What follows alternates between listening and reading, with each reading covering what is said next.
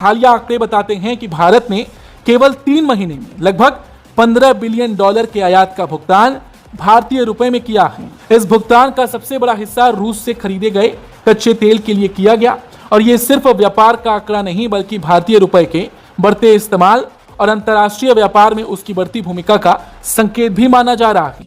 Despite दी जो tariff थे, तो it means that India has the capability. This is what many people are saying. Modi साहब ने भी कल इसको लिंक किया कि इंडिया की इकोनॉमी ग्रो कर रही है 8.2% इन द क्वार्टर, ये जो सितंबर में हुआ। इंडियन मीडिया को देखा, उन्होंने वहां पे बड़ा एक्सप्रेसिवली उन्होंने बोला कि भारत का जो रुपया है उसको यूएसए जानबूझकर अटैक कर रहा है और आरबीआई फाइट कर रहा है एक इकोनॉमिक क्रैश के ऊपर। अब दोस्तों सोच कर देखिए, कहीं ना कहीं सच लगता है जैसे उनका नैरेटिव होता है। कुछ डीप डाउन आपको चीजें आपके सामने रखने वाला हूं। आमतौर पर अंतर्राष्ट्रीय व्यापार डॉलर में होता है, यानी अगर भारत किसी देश से तेल खरीदता है तो भुगतान अमेरिकी डॉलर में किया जाता है। लेकिन रूस पर लगे प्रतिबंधों के बाद दोनों देशों ने स्थानीय मुद्रा में व्यापार का रास्ता अपनाया।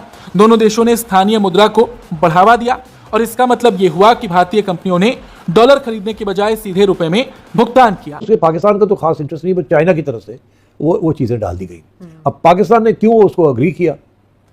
हाँ, वो तो चाइना के पॉइंट ऑफ व्यू से थी। पाकिस्तान क्यों आया? पाकिस्तान का तो उससे कोई इशू नहीं है, चाइना का दो तरफा मामला है ना ये। मगर फिर पाकिस्तान ने क्यों किया? क्यों? अच्छा, अब ये जो एक्सप्लेनेशन दिए जा रहे हैं वो ये दिए जा रहे हैं।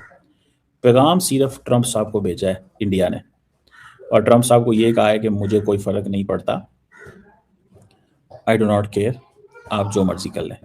आप हमें अगर आइसोलेट करना चाह रहे हो तो कर लो, मैं इससे घबराने वाला नहीं हूँ। This is what I understand. So Modi साहब अपनी जो फॉरेन पॉलिसी है और जो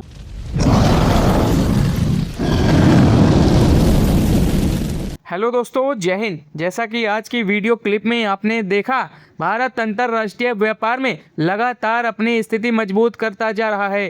ताज़ा रिपोर्ट्स के अनुसार इस साल मार्च से मई के बीच भारत ने करीब 1.44 लाख करोड़ रुपए के आयात का भुगतान भारतीय रुपयों में किया है। यह अब तक के सबसे बड़े रुपया आधारित व्यापारों में से एक माना जा रहा है। जानकारों का कहना है कि इस बढ़ोतरी के पीछे सबसे बड़ी वजह रूस से बड़ी मात्रा में कच्चे तेल की खरीद है। कई सौदों में भारत ने डॉलर की बजाय सीधे भारतीय रुपए का इस्तेमाल किया, जिससे विदेशी व्यापार में रुपए की हिस्सेदारी तेजी से बढ़ी है। विशेषज्ञों का मानना है कि यह कदम भारत की आर्थिक मजबूती को दर्शाता है और डॉलर पर निर्भरता कम करने की दिशा में अहम साबित हो सकता है। यदि भविष्य में अधिक देश भारतीय रुपए में व्यापार स्वीकार करते हैं तो वैश्विक बाजार में रुपए की भूमिका और मजबूत होने की संभावना है। तो चलिए दोस्तों, चलते हैं आज की वीडियो की तरफ। हम तेल खरीद रहे हैं मैक्सिमम हम रशिया से, वो भी खरीद रहे हैं रुपए के ऊपर। इसका मतलब है कि हम अपने डॉलर्स को हम स्पेंड नहीं कर रहे। उसके बाद भी हम देखते हैं कि जो रुपया है वो पहले 97 पे पहुंच गया। 97 से हमने उसको खींचकर बड़ी मुश्किल से उसको 94.5 पर हम लेकर आए और दोबारा से वो 95.5 पे पहुंच चुका है। यानी कि जो स्लाइड है टुवर्ड्स 97 वो दोबारा से शुरू हो गई है। अब जब न्यूज़ देखते हैं तो आपको लगता है कि जो ईरान का और यूएसए का जो वॉर है उसके कारण ये रुपया नीचे गिर रहा है, क्योंकि ये ऑल आउट वॉर की तरफ ये युद्ध जाना शुरू हो गया। तो भाई अगर आप सोच के देखिए, अगर हम रशिया से तेल रुपए में खरीद रहे हैं, वो भी कितना 55% हमारी जो तेल की रिक्वायरमेंट है वो डायरेक्टली रशिया से आ रहा है, वो भी रुपए में आ रहा है, वो भी डिस्काउंट के ऊपर आ रहा है। हम बाईपास कर रहे हैं यूएसए के फाइनेंशियल सिस्टम को, ट्रेड कर रहे हैं रुपीज में या रूबल्स में या धर्म में। तो इसके बाद जो ईरान का वॉर है उसका असर तो हमारे ऊपर होना ही नहीं चाहिए। अब $1 मिलियन क्वेश्चन जो मैं बार बार आपसे भी करता हूं कि अगर चीप रशियन ऑयल हम खरीद रहे हैं, अपनी करेंसी में खरीद रहे हैं, तो जो मिडिल ईस्ट का वॉर है वो हमारे रुपए को हमारा क्रैश कर क्यों रहा है?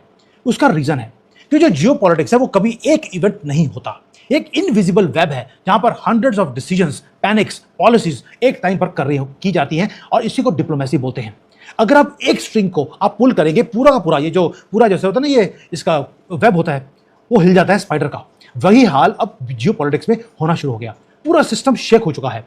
अब क्लियर डाउन करूंगा मैं आपके सामने इल्यूजन को कि जो डीप डाउन जियो पॉलिटिकल जो ट्रुथ है, जो मनी है वो मूव कैसे कर रहा है, हमारी रुपए की वैल्यू लूज हो क्यों रही है, पैसा जा कहाँ रहा है। अभी मैंने सुबह भी एक वीडियो बनाया था, आपको याद होगा कि भारत ने गोल्ड को, ऑयल को और इवन की जो इलेक्ट्रॉनिक्स है उसके अंदर हमने पैसे को लगाना शुरू कर दिया। एक मल्टी फ्रंट वॉर है जो न्यू दिल्ली की गवर्नमेंट और आरबीआई मिलकर दुनिया के साथ लड़ रहे हैं कि रुपए को बचाना कैसे है। लेकिन इससे पहले कि आपको मैं बताऊं कि मोदी जी और आरबीआई फाइट कैसे कर रहे हैं रुपए को बचाने के लिए दुनिया के साथ। इसके लिए भारत में रूसी बैंकों की विशेष स्पेशल रुपी वॉस्ट्रो अकाउंट का इस्तेमाल किया गया, जहां भारतीय कंपनियां रुपए जमा करती हैं और उसी के जरिए भुगतान पूरा होता है। भारत के लिए इसके कई फायदे हैं। सबसे पहला फायदा यह कि डॉलर की मांग कम होती है और देश के विदेशी मुद्रा भंडार पर दबाव घटता है। दूसरा, तेल का आयात अपेक्षाकृत आसान और तेज हो जाता है क्योंकि हर बार डॉलर आधारित भुगतान व्यवस्था पर निर्भर नहीं रहना पड़ता। तीसरा, अगर ज्यादा देश रुपए में व्यापार स्वीकार करते हैं तो भविष्य में भारतीय मुद्रा की वैश्विक स्वीकार्यता बढ़ सकती है। दिलचस्प बात यह है कि कुछ समय पहले तक रूस रुपए में भुगतान लेने को लेकर बहुत उत्साहित नहीं था। उसकी चिंता यह थी कि रुपए का इस्तेमाल दूसरे देशों के साथ व्यापार में नहीं किया जा सकता, इसलिए वो कई बार डॉलर के विकल्प के रूप में चीनी युआन जैसी मुद्रा को प्राथमिकता देता था। लेकिन बदलते वैश्विक हालात, ऊर्जा बाजार में उतार चढ़ाव और रूस की इकोनॉमी है और अपने आप को इस पोजीशन पे ले आए हैं कि वो कह रहे हैं कि जी हमने तरक्की करनी है। सो ये आप देख लें, ये बाय द वे ये रॉयटर्स का आई थिंक पोल है जो कि 61 इकोनॉमीज का उन्होंने कुछ किया कुछ इस तरह।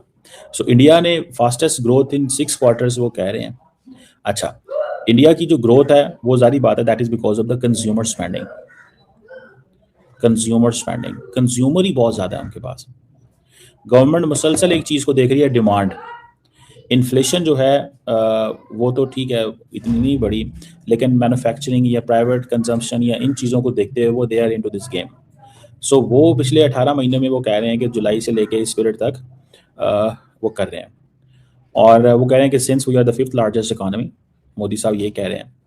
अब ये जो कुछ इंडिया कर रहा है ना, दिस इज़ अ मैसेज, ये एक मैसेज है अमेरिका को, ठीक है जी, कि भाई हमें कोई परवाह नहीं है। ये सारी की सारी नरेंद्र मोदी साहब अपने आप को उन्होंने पिच किया है।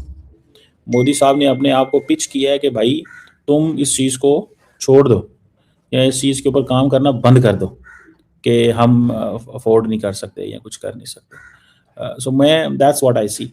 अच्छा, पहली बात तो वो ये कह रहे हैं, ट्रम्प को ये कह रहे हैं कि ये बातें छोड़ दो कि हम इस काबिल नहीं हैं। सो इंडिया की इकोनॉमी 8.2 पे जो सितंबर वाला क्वार्टर था उस पे थी और 7.8% से उठी, और जो प्रो ग्रोथ पॉलिसीज़ हैं और जो रिफॉर्म्स हैं ये उस हवाले से। अच्छा, द प्रोग्राम यहाँ पे जो इंटरेस्टिंग चीज़ वो ये है कि जो इंडियन गवर्नमेंट है उन्होंने कंज्यूमर टैक्स के ऊपर कट लगाया, जो लेबर रिफॉर्म्स थे वो कुछ उन्होंने की हैं।